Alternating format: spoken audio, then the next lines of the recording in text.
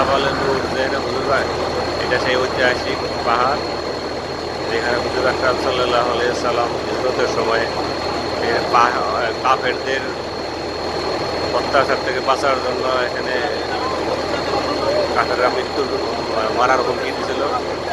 রাসূলুল্লাহ সাল্লাল্লাহু আলাইহি সাল্লাম এই জাবালে নূর এই পাহাড়ে আশ্রয় নিয়েছিল।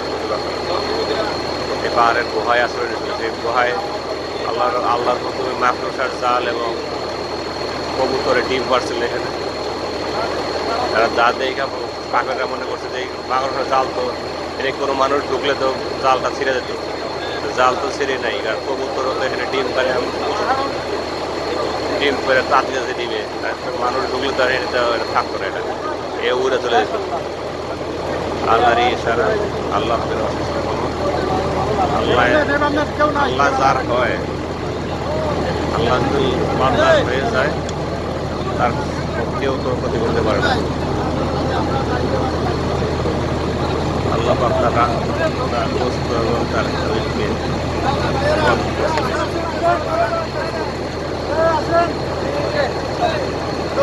ঠিক আছে। শেষ, আমরা এখন উঠতে পারলাম না, সময় নেই আমাদের, 10 মিনিট সময় দিতে হবে, সময় শেষ, এখন চলে যাচ্ছে পরবর্তী স্থানে আমার জন্য।